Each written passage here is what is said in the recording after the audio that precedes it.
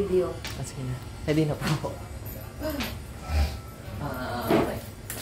Ako po si Ezekiel Mozo, anak po ni Jessica. Isang mag-aaral na mula sa De La Salle University, Las Marinas. At ako po ay may ipagpahinayang or mag-i-interview ng isang kapwa Pilipino ko na nakaranas na ng marami at marami nang napagdaanan sa buhay bilang isang mamamayang Pilipino. Pwede niyo po ipakilala yung sarili niyo po. Ako, si Ginang Lisbeminda Cardeniana Estocado. Mga ilang taon na po kayo? Naninirahan sa Dasmariñas, Cavite. Tubong Dasmariñas, Cavite. Nag-asawa ng taga Barcelona, Sorsogon. Ang ngayon ay 85 taon na sa Setyembre. 1940 ang kapanganakan ko, September 28, 1940 ako na pinanganak. Bale, pwede po magtanong, ano po ang masasabi niyo sa mga naganap na botohan po ngayon? Yung recently lang po nangyari. Botohan, ay yan ang hindi ko alam at ako'y matagal nang hindi naboto. Pero, nasisiyahan po ba kayo sa kalagayan ng Pilipinas po ngayon? Hindi. Hindi ako nasisiyahan, magulo. Magulo ang takbo ng politiko. Apo. Kung ikukumpara niyo po sa mga naganap na mga pangyayari, nung mga bata po kayo, Hindi. Kumpara ngayon, sa tingin niyo Walang gulo noon. Apo. Pero Walang sa gulo. tingin niyo po, ano pong mga karanasan niyo po, kung ikukumpara po ngayon? But noon eh, madali ang buhay namin na wala kaming mga binabayarang mga tax na yan. Nagbabayad na kami kung ano lang yung tax sa bahay, tax. Bahay eh, wala pa eh, lupa lang eh. Yun lang ang amilyar namin binabayaran. Miski kami may tindahan, wala kami nganyang maraming binabayaran ng mga tax. Kaya noon ako nakakaipon sa pagtitinda ko, wala kaming maraming gastos na binabayaran sa munisipyo. Kumbaga, sa panahon ngayon, mas marami na po kayo nababayaran. Nakaw, napakadaming binabayaran. Ito nga hindi ko maintindihan eh. Apo. Sari-sari ang tax na binabayaran. Dahil sa mga pagbabago na sa mga Oo, napakaraming binabayaran. Kaya mahirap ngayon Apo. ang may hanap buhay. Masasabi niyo po ba sa sarili niyo na pribilehyadong tao po kayo kumpara sa mga ibang tao po? Alin-alin? Kung pribilehyadong tao po ba? Ano yung trubilyado? Privilege po or like mataas po sa estado ng buhay po or Hindi. ba po? Ako'y mahirap eh. Hanggang ngayon eh, ako ang tingin ko sa sarili ko ay mahirap din. Hindi ako nagmamayabang. Maski ako noong araw, maraming ano sa akin sa Lasal, yung nagsasabi kung bakit naging ganito ang buhay ko. Ako. At kasi ako ay grade 6 lang ang natapos ko. Nabigyan ako ng award sa DES na ako'y naging negosyante, ako'y grade 6 lang. Ang mga ka-eskwela ko, mga dititulo, may doktor, may lahat dititulo sila, ako negosyante lang, grade 6. Bale, hindi na po kayo nakapagkasalaan pero nagawa niyo po sa sarili niyo na makapagkuha ng trabaho. Oo, hindi ako nakapag-aral, pero noon, ang elementary, nakakapagturo ng mga estudyante ng mga grade 1 hanggang grade 6, nakapagtuturo yung nakatapos ng grade 6. Iski kami elementary, mataas ang aming pag-aaral. Kung ikukumpara niyo po yung sitwasyon niyo sa ibang tao sa mga ngayong panahon na, sa tingin niyo po, magagawa rin po ba nila yung mga kaya niyong gawin? Hindi na. Yung mga anak ko nga, hindi kaya. Hindi kaya yung pinagdaanan ko eh. Sa tingin niyo po, bakit po anong dahilan po? Bakit ganoon po yung response? Iba nga ang buhay ngayon eh. Hindi katulad ng araw. Dahil po sa mga pagbabago po ba sa mga nangyayari po? Maraming pagbabagong talaga nangyari.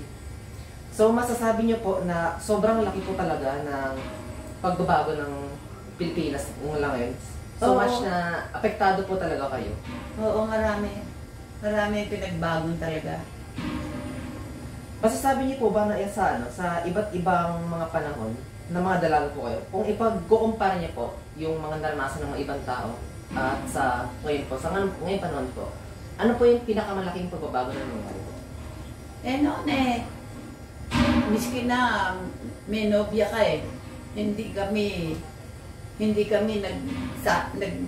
bago kami kasal, dalaga pa din. Hindi katulad ngayon, hindi na dalaga pag kinakasal ang mga dalaga ngayon. Matanda na po. May trabaho na po. Hindi may trabaho. Sa buhay ngayon eh, mga bata pa, mayroon ng boyfriend o na bago kasal, may nabubuntis na. Ayaw po. Dumadami nga po. Sa Oo. tingin niyo po, Noon hindi. Napakasal na kami, ilang araw na kami kasal, hindi pa kami nagsisiping. madalas po sa panahon ngayon, may pagtaas na po nga ng pag-anak ng maaga. Oo. Dahil hindi pa nagsusubaybay ng mga magulang po. Hindi pa. Opo. Nagtatago pa. Eh kami noon lantaran, pero hindi kami nagaganyan. Opo. Ano po ang masasabi niyo na pinaka-paborito niyong alaala mula noon na hindi na, kung gusto niyo balikan po noon po?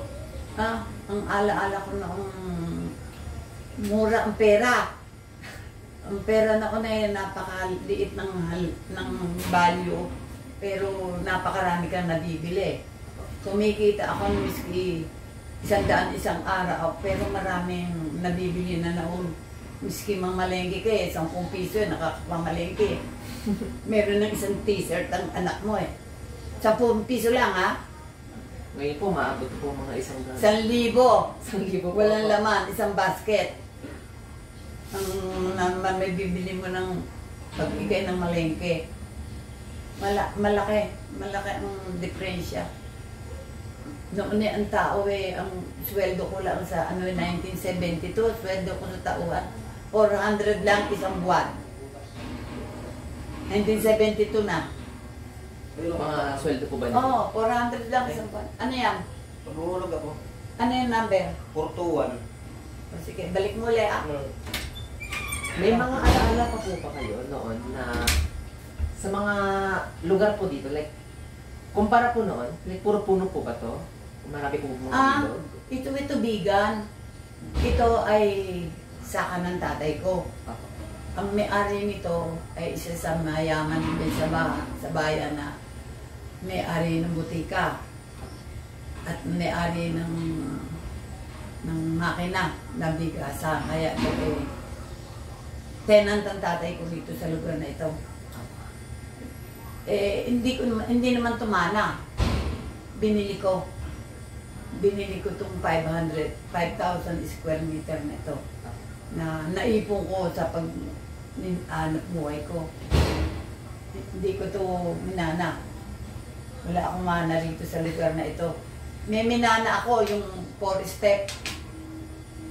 Yung 4 step doon sa bayan. Bigay ng nanay ko yun. Bale, kamusta po kayo yung kalikasan kumpara noon tsaka ngayon po? Sa mga nakikita nyo, masyado po bang maraming gusali na nagaganap po? O parang gusto niyo po ibalik yung dati na... Hindi na may mga- mababalik yun. Pero kung gusto niyo po ba? Kung sakali po. Mas gusto ko, pero noon lumakad ka, hindi ka nag-aala-ala na ikaw ma-hold up. Hindi ka maaaring nakakarating nga ako sa Manila ng kukunti ang nasa salubong kong sasakyan Apo. Kukunti-kunti sa sasakyan, ngayon hindi maaari Nag-right Marunong traffic ako na po. magmaneho tuloy noon. Apo. Ngayon, hindi ka na maaari, nakakatakot na magmaneho May pwede po kayo masasahan o... Pero napakaraming ang mga nagmamaneho ngayon, maraming hindi marunong. Hindi marunong sa nakakaya. Hindi nga ako makalakad nang wala akong driver ngayon kailangan piling-pili. Opo. At maaari din po kayong ma-hold up po kung hindi po Maraming hold-upper. Opo. Bale, masasabi po na iba na po talaga ang panahon ngayon. Wala, napakalaking pinagbago. Sa tingin niyo po ang panahon ngayon, papunta po ba sa tamang direksyon o sa maling direksyon na po? Mali. Maraming mali. Kung tutuusin mo, kung iisipin mo, yung ayun dito lang, nandaan mo kung sino ang nasa kapangyarihan, siyang meron. Bale, nasisiyahan po ba kayo sa bagong presidente po natin? Hindi. Marami siyang galamay na hindi, ayun ngayon ang daming aalisin ang daming nag-resign. Dahil maraming, narinig ko lang naman. Oh. Kaya ano gagawin mo doon? Wala ka nang magagawa. Isa ka lang mamamayang nabubuhay dito sa Dasma na hindi ka naman maaari sumali sa politiko. Miski nga, yung mga anak mo, nagbobotohan dyan eh. Pinipigilan mong sumali sa mga magulo. Bilang isang Pilipino at isang marami nang napagdaan sa buhay. Sa tingin niyo po, ano pong advice na ibibigay niyo po sa mga bagong henerasyon ng mga kabilang katulad ko na para mas gumanda ang buhay o Wala na akong maisip eh. Parang pangkaraniwan na rin ang mga nangyayari. Hindi na yung katulad nung araw na takot. Ngayon hindi eh. Pati mga kabataan ngayon eh, hindi na natatakot lumakad miski hating gabi. Inuumaga sa mga pagka may kasayangan, nakakarating saan saan. Hindi katulad namin noon, natakot kami lumakad, miski kami may edad na. kung pwede po magtanong, Oh. naaalala niyo pa po ba yung sa naging presidente po sa Marcos? Ferdinand Marcos po. Yung araw noon na ano ang tawag dyan? Ano tawag doon? Si Marcos na una? Nag-revolusyon? Yung people power? Oo. Naalala ko pa yun. Malakas pa kami noon. Bale, naaalala po yung martial law. Paano po ito nakapekto sa inyo? Hindi kami naapektuhan dito. Sa Manila yun. Pero may pagbabago po bang nangyari? Like mga curfew po o galaw ng mga tao po? Marami pinagbago. Nabago po ba yung komunidad nung Mm-hmm. nandito po si Marcos po? Nabago na ako. Halos lahat noon eh. Takot na takot. Pero halos kung nawala po siya sa posisyon, bumalik po agad sa mga Hindi ba't namatay naman yun? Napunta ko pa nga yun doon eh. Nakita ko yung kanyang bangkay. Ewan ko kung totoo yung bangkay niya. Yung yuniwax laang. Nakarating ako noon sa Ilocos. Tinignan ko yun. Eh sabi, hindi rin man yun ang bangkay na yun. Parang in a way, revolto na lang. Wax na lang daw yun. Nagkaroon po ba siya ng epekto sa pag-aaral ng anak niya po? Wala. Mga anak ko eh, miski ako hindi nakatapos eh, pinilit kong makatapos sila sa pag-aaral. Kahit may anak na. Pinatapos ko pa kasi mga 20 lang nag-asawa na. Yung dalawang babae, may anak na bago nakatapos. Pero lahat sila nakatapos naman. Si Saldi nga 17 lang, nag-asawa na eh. Mga professional naman sila lahat ngayon. Sa USTC, Dita, Medtech, yung panganay. Sa Letran si Saldi, si Ray. Sa Manila rin yun. Management yun. Si Saldi, nurse. Diyan, sa Lasal. Si Mimi, ganyan din. Yun din. Management din at saka fine arts. Scholastica. Sensko. Kaya lahat sila nasa matataas na. Mataas na po yung parang na-achieve niyo po kahit isa po kayong magulang na nakatutuguyod ng mga anak nila. Napagtapusin po sila. Oh? Kahit hindi niyo po, kahit di po yung pagtapos, pero kaya niyo po gawing Napagtapos ko sila kahit ako hindi nakatapos dahil may darating nga ang panahon. Ayan, Ako noon calculator lang ang nahawakan ko. Hindi. Noon makinilya lang. Alam mo, makinilya. Ako. Makinilya lang ang ginagamit namin noon. At saka puro bisyo na lang. Grade 6 lang ako eh. Hindi ako marunong mahawak ng ngayon, napag-aaralan ko pa, miski may laptop, jet may hindi ko na, sila na. Bale, hindi na pala. Oo, pero ako, nakukuha ko pa. Puro addition lang ang instruction.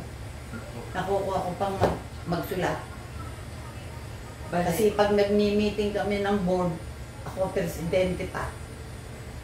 Ako pa sa kanila rin. ikaw po magaganito sa kanila. Oo, ako pa nag-guide, miski ako meron. Attorney, 2.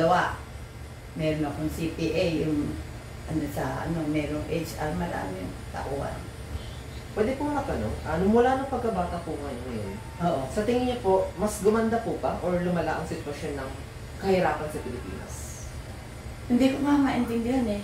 Pero sa buhay namin, sa buhay ko, napakaraming talaga mahirap. Napakaraming mahirap.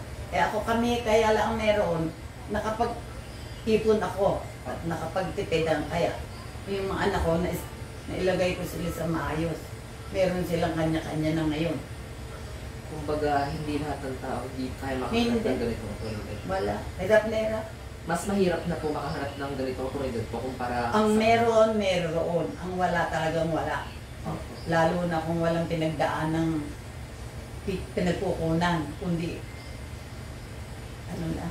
So parang naniniwala po ba kayo na lahat ay ano man ang estado ng buhay nila, pantay-pantay po ba yung oportunidad nila? O kahit anumang panahon po? O nag-iiba po talaga depende sa panahon po? Hindi pantay-pantay ang buhay ngayon. Talaga ang meron. Yung iba hindi marunong magtago. Kung kasi wala nga ang paano tatago. Ako. wala kinikita. Wala nga anak buhay. Kaya hirap na hirap. Bali hirap po na, kadalasan po sa sitwasyon po ngayon, hirap na po maghanap ng trabaho mga Pilipino. Mahirap. Dahil nga po sa pagtaas na... Sobra kamahal. Opo.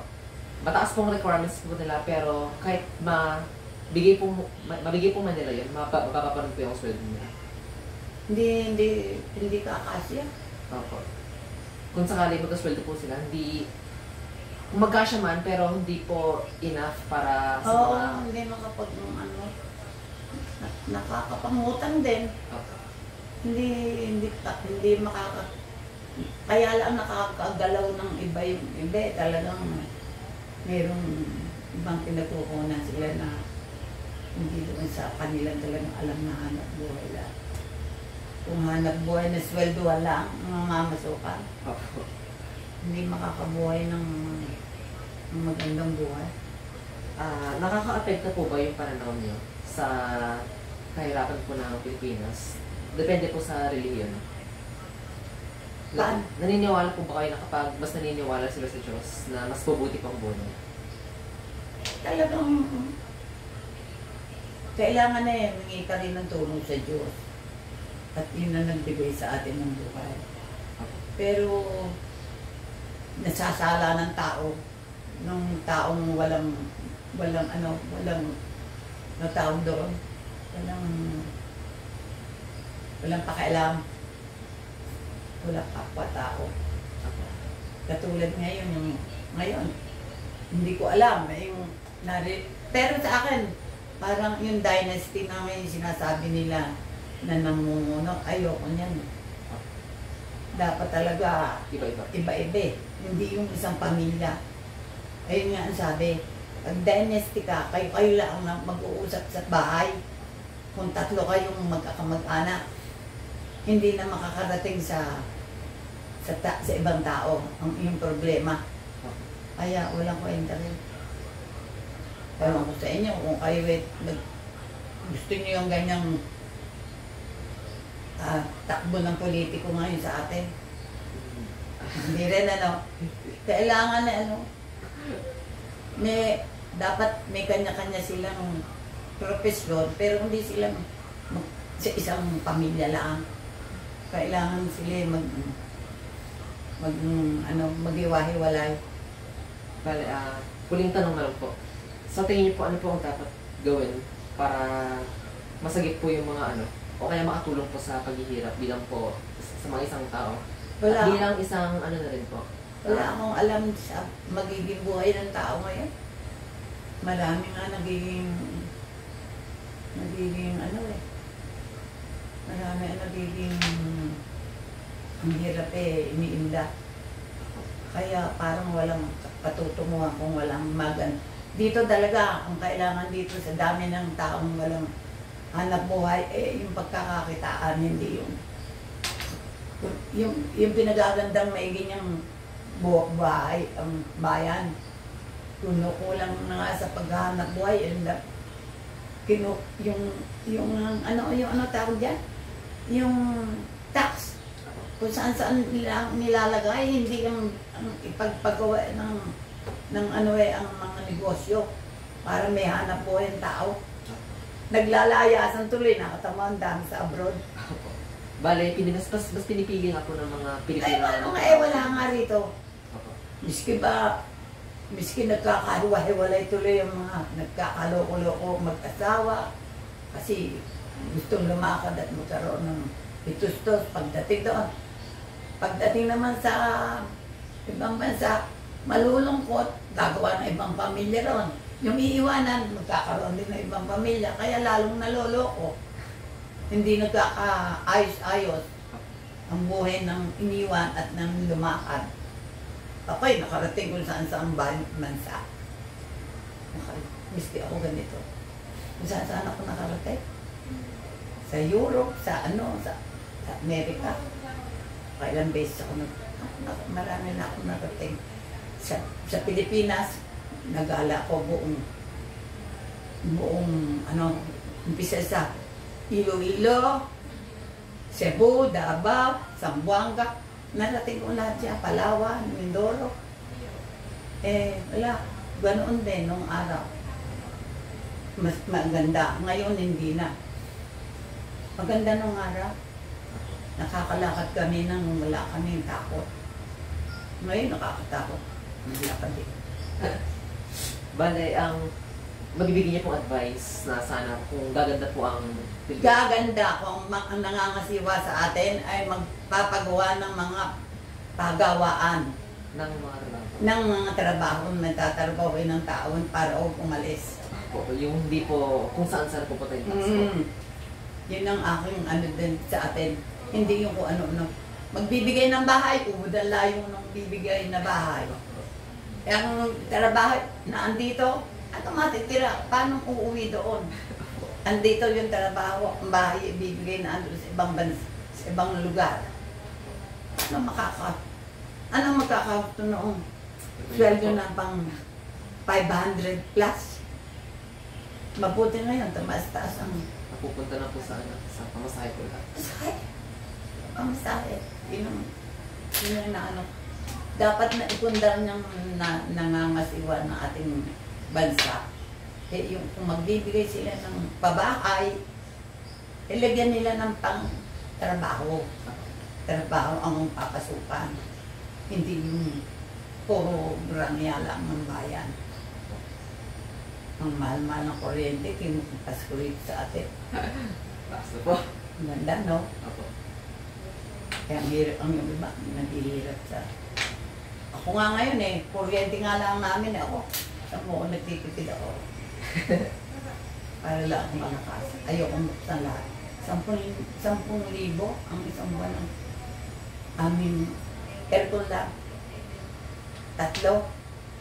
Hindi naman maaari ako man aircon.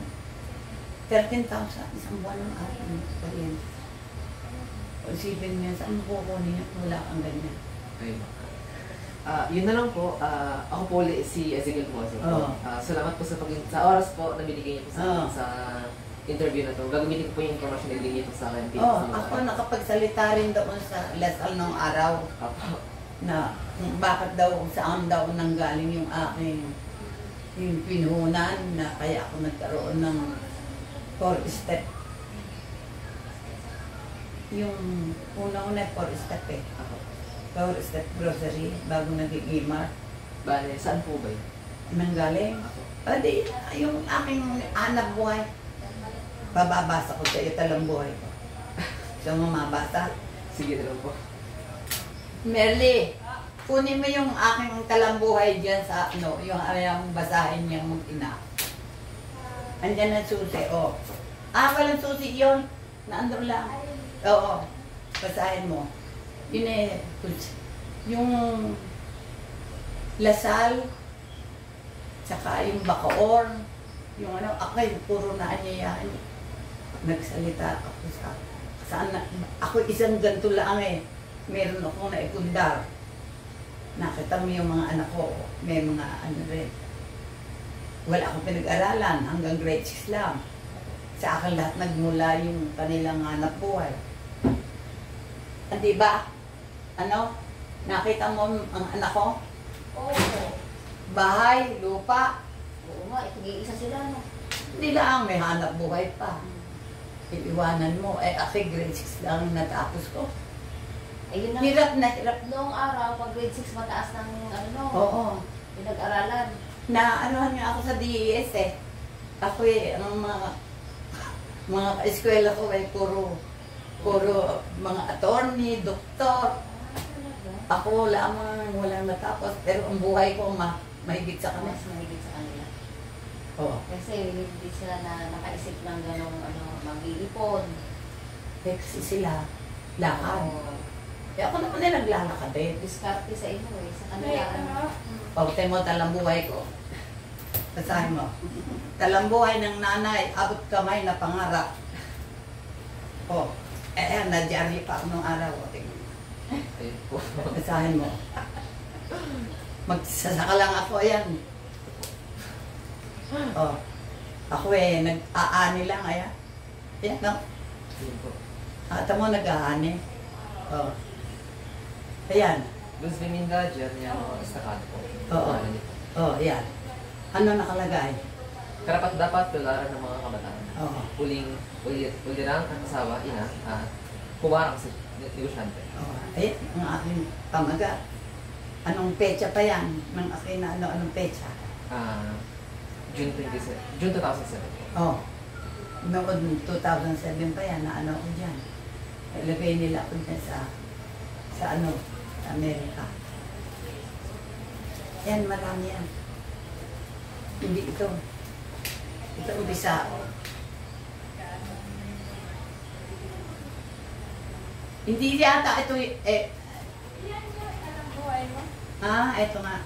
Yata mo. Basahin mo. Yung mga salita ko. Ako po ay labis ng pasalamat na isa akong napili ng Obligasyong Dubai na ibahagi sa inyo ang aking karanasan sa pagsisimula at sa larangan ng mga negosyo. Sa simula, ako ay nagdadalawang isip. Kung tatanggapin ko ang alok na magsalita ngayong hapon ito at ibahagi sa inyo ang aking pinagdaan ng hirap bago ko nakamit, kinalalim ko ngayon sa buhay, naisip ko na baka sa mga ibabahagi ko ay maging gabay ng bawat isa sa inyo na matamo ng pinakamimithing tagumpay sa negosyo. Bale, ito po ang ginamit niyo pong script sa pagsasalita po. Oo. Itong lugar po. Yan, sa ibang lugar. Yung inano ako, nanyayan ako ng merong gabay. Naalala niyo po kung sino pong lugar na gamit? Oo, dyan. Sa Atin. Rizal. May gabay dyan. Ayan. Yan ang gabay. For step imart. Ito, una sa lahat.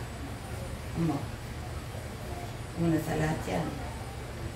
Bago ko ito, sabihin ko sa'yo, una sa lahat, ako'y lubos na nagpapasalamat. Ito ba yung doon sa Lasal? Sa inyo lahat sa pagpunta sa amin.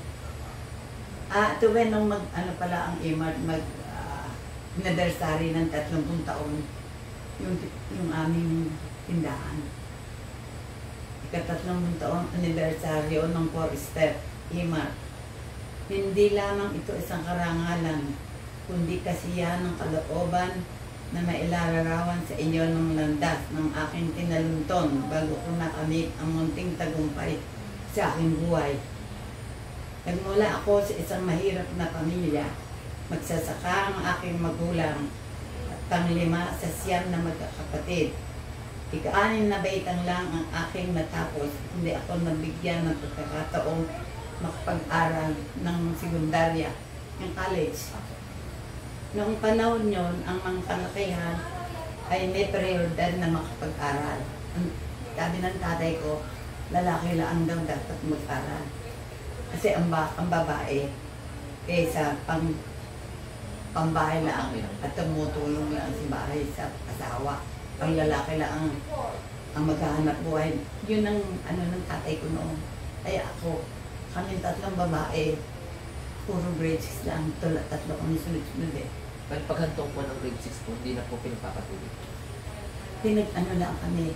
Ako pinag-aral kami na yung isa pinag-aral. Basta yung hanap buhay na nasa bahay. nananay, nagpupulot. Yun, nagtitinda. Ayun na po yung parang Oo. pinaka ginagawa niyo na po. Oo, sa araw. yun, noon ang mga babae. At ang lalaki ang siyang nagtatrabaho. Ang sumunod sa akin, yung sumunod sa akin eh, nag-PC. Yung PC nung araw, Philippine Constabulary, bago nagtuloy sa pagtuturo, bago nag-seaman. O, yung isa, yan seaman. Yan, si Eddie, seaman yan. Yung bullets, patid ko yan eh. Yan ang sumunod. Bago yung sa nurse, nag-asawa naman doktor. Yung tatlo. Kaming tatlong nauna. Pero yun, ng panahon yun, ang kalakihan ay period ng pag-aral at ang mga kabayan tumulong lang sa magulang. Mapapalad tayong lahat sapagkat binigyan kayo ng oportunidad na makapag-aral. Naging katulong ako sa pagpapaaral ng aking mga kapatid. Sa murang edad ay naranasan ko ang hirap ng buhay. Subalit ito'y hindi naging handang upang mangarap at magsumikap. Hindi ko pinangarap na aking kundi para ako magsumikap. So, nakapagtrabaho ko bilang isang tindera na sumasahod lang ng 50 pesos isang buwan. Kita mo yun? Ang sweldo namin, 50 pesos. Ang mister ko na ikasal kami, 20 pesos. Ang sweldo. Kumpara po ngayon. 1960 yun. Ha? Oh, overtime, walang 13 month, walang bonus. Naging kahera ako at naging tagapamahala. Binigyan ako ng oportunidad ng mayaman. Binigay sa akin na ako ng mga siwa ng kanilang makina. Binigay lang sa akin. Binigay sa akin ng may-ari. Ako ay naging business partner.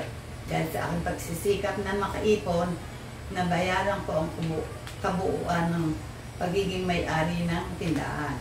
Nabayaran ko yung laman ng tindahan. Binigay na sa akin. Doon ako nagsimula.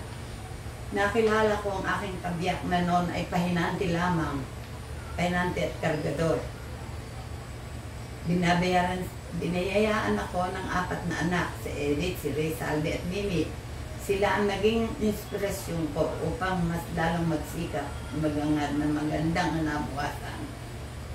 Yun ang inspirasyon ko, yung 4. Bago pa nagsangganat na supermarket, nagsimula ito sa pamagitan ng pag-upa ko sa isang lugar na ngayon ay tinatayuan ng 7-Eleven. Nakita mo yung 7-Eleven dyan? Saan po banda? Sa bayan, yung ano niya, yun yung tindahan ko dati. Doon ako nagsimula. Doon yung pinakauna din. Oo, doon ako nagsimula, 7-Eleven na tinatayo ngayon. Tingnan, ang pangalan noon ay Edith Bazar. Lahat noon, ang tindahan na wala akong upa. Hindi ako naupa noon sa pwesto. Ngayon ang upa ang mama. O paano, di ba, nakakaipon? O, nakabili ako ng bahay, tapat ng palengke. Noong 1967, garahe lang yon. Naging grocery, yung tiyangge namin. Yun ang unang-una kong naging negosyo sa tindahan. Nangutang ako. Ang 4 step, dahil sa bawat lugar sa harap, tagiliran.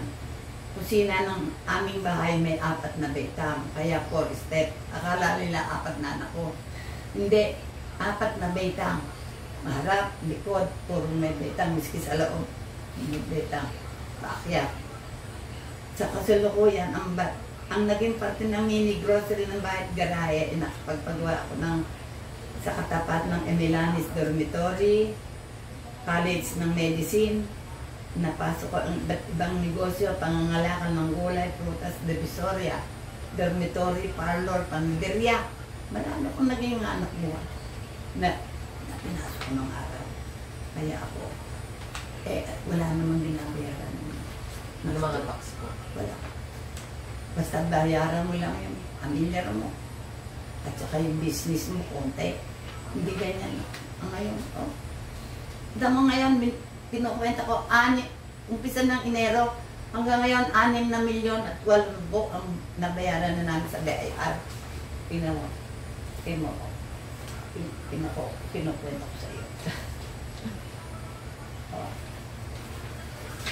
Ito ba yung makukwenta mo nang hindi mo iniis-is ako. Asan Merly yung katulong ko tong, katulong pa nga ako dyan mag-ano ng... Hoy! Merly! Hawakin ko nga. Oh. Siya, katulong ko siya. Tingnan mo, oh.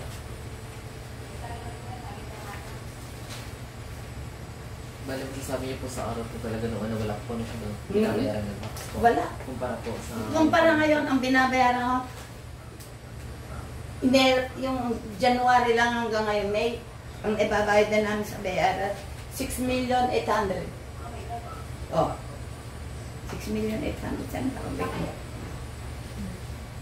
Mula lang ng Enero yun, hanggang ano. Ayan, oh. Tama yan. Ako nagawa niyan. Kasi ano kami. Yan o, tingnan mo, basahin mo, ma. Ayan. Ano kami, magmi-meeting kami sa board meeting sa 25. Oh, tingnan mo, ayan. In total. Akala ko po nun. Oo, 6,800,000 yan. Umpisa lang ng January, oh. Bale, nililista niyo po lahat ng mga dapat pong bayaran sa mga tax po. Pero, nung mga panahon po, wala po kayong Wala. ginagawang ganito. Wala. Kaya nakakapundar ako noon. Ngayon walang mapundar eh. Yan ay yung kung pinagtanwa na pinagtitsagaan ng ngayon nila. Bale, kung masasabi niyo po, hirap na po makaharap ng negosyo ngayon kumpara po sa mga panahon ngayon. Kung hindi ka makatama sa, oy, loto. Wala ka na makukuha ngayon. Bale, hindi po, masasabi niyo po talaga hindi po maganda. Walang, miski nga yung mga anak ko may mga negosyo nagbabaksakan din eh. Sa hirap ng binabayaran, sa dami ng binabayaran. Yung negosyo nila dyan, yung sa pinili mo sa Miraya o magkano po nandoon bago ka makakuha ng monthly na kikitain mo, ang dami-dami ng takong sa gasto. Wala ngayon kasi nung araw. Ibang-iba ang takbo ng buhay mo. Bale, mas mahirap po talaga ngayon. Nung nagpaskip po. Wala kang hirap sa dami ng tao eh. Dami rin ng tao eh. Ano naman eh, kukunti-kunti pa. Sige. Yun na lang po. Salamat po talaga sa oras na binigyan niyo po. Oo. Gagamitin po yung information na binigyan niyo po bilang advice na rin po. Ako nga, yan nga, nakita mo. Ako nagkaroon ng sa abot kami na pangarap ko. Pagtalang buhay ng nanay, abot kamay na pangarap. Nagtikis talaga. Meron akong talagang, marami akong sinaliha na ako'y napukumbira.